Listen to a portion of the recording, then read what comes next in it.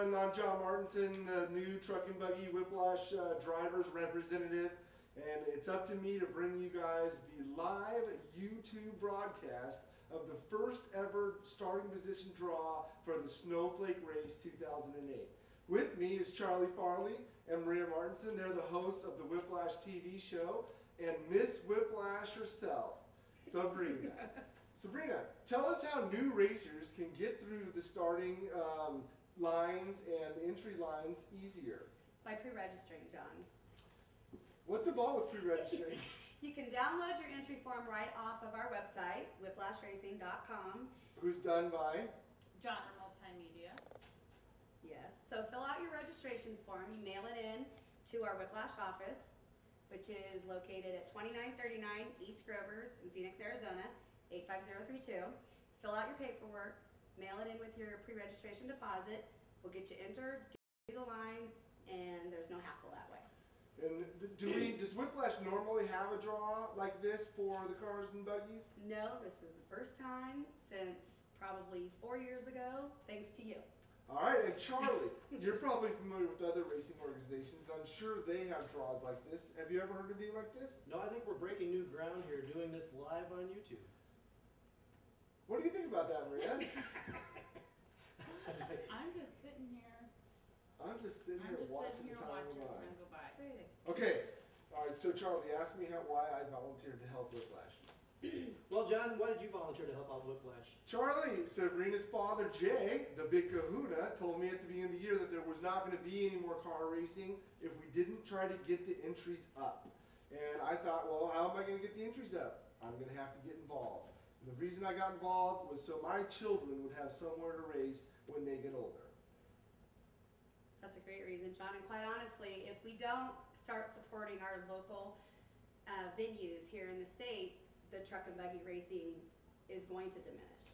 Why is it such a problem for Whiplash to put on a truck and buggy race? Well, first of all, it's not necessarily putting on the truck and buggy race, it's putting on the race in general. It does require a lot of help. Volunteer help is our huge base of our organization, and unfortunately we don't have as much volunteers for the truck and buggy side as we do the bikes and ATVs. Right, and we've been working hard on that. I've put notices out for volunteers on the website, and I got a few, but you all need to volunteer if you want to see a bigger program. Maria's volunteering. What are you doing for Whiplash, Maria? Well, I'm going to help Sabrina out this week with whatever she needs, and I will be out at the Snowflake race. Hopefully, helping through tech and registration and whatever I can help with. So. And Charlie and Maria will be doing interviews for the television show. Yes. Yep, we'll be coming around camp with a camera. We'll be hitting the drivers right after the races, get their feelings on the course. Should be a good time. A little touch on the volunteers, if we can right now. It is imperative on the website. You did post a letter, help keep this race going. This is the biggest race of the year for all racers.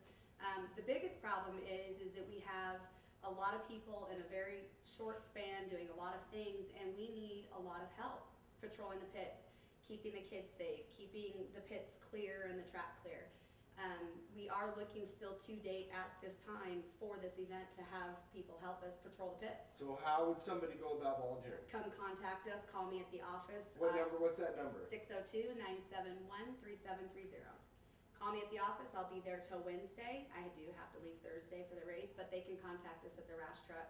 At the rash truck at the event. And just because you volunteer to help on the one race doesn't mean you have to help the entire weekend. Exactly. We can put you in segments where you can help for a little while or wherever you're available. Yes, it is one of the things with the Forest Service and the law enforcement being Labor Day weekend, we tax their system huge because there are so many people at this event. So we need to, as an organization and racers, to pitch in and take that pressure off of them and take care of our responsibilities.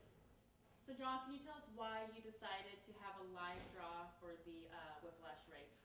You know, Maria, I wanted to generate excitement for Snowflake. I think Snowflake is the biggest race that Whiplash has, and I know a lot of people are interested in coming, and people have to wait till the very last minute to find out what their starting positions are, and every other racing series does a draw. So I thought, let's put a draw together, and it turns out that we did, and here we are today.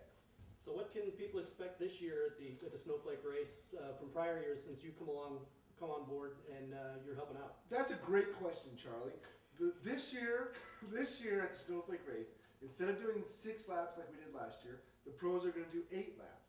And what allows us to do to make the race longer is we incorporate the sportsman race and the pro race into one single event. Now you ask, how dangerous is that for the sportsman drivers? And I would answer that it is dangerous, but we've implemented new rules, new passing rules, where the sportsman cars are not allowed to be bumped like pro cars. And if it rains, like it always does, you won't be able to see the identification marks for the sportsman cars, so then bumping won't be allowed at all. So what we're trying to do is make the event bigger in every way possible, from the draw to the event itself, by having more cars in the race, by racing with the sportsmen, by starting in the day and having it go into the night. I mean, this is a 270-mile off-road race in the Pines in Arizona. Nobody else offers that. Even if you're not a racer, this would be a great event to attend just to watch all the cars. It's a great opportunity to get out of this heat. Well, one of the things too is we are a family organization. It is a family event. We have children racing from the age 4. Don't you have a child who racing? I have a child that's racing. He's 8, so yeah, bring your kids out. Bring your kids, leave your pets at home, please, or keep them on a leash. But it is a family venue. We are very focused about being around family. All right, so let's get to the point. We're here tonight to draw for starting positions for the Snowflake race. Yes, we are. How that's going to happen is we're going to put the names of each class in my 2007 championship, championship driving trophy here. And then Sabrina will pick a name out, and the first name that comes out will be the first starting position, and we'll move on down the list. We're going to start with the sportsman and work our way to class 1. And this year we have a record entry amount in class 1. I have 15 entries. I think 10 are going to be in the draw tonight. Okay. So that's another thing we want to talk about is, since this is the first draw that we've ever had, not everybody knows about it. We tried to call all the drivers to let them know there was going to be a draw. So I have other drivers that have committed to the event but actually don't have their entries in. I think we're expecting about 85 cars right now. 85 cars, trucks, buggies. 85 cars, trucks, and buggies. The entire cage class. Yes, in the night race. The night race also this year is going to be on Saturday night, which is the main night for the race. And it's an hour earlier than it was. An hour and a half earlier than it was earlier, before, so right. we'll get some daylight time in and some nighttime in. It's going to be a great event. So let's get to the draw.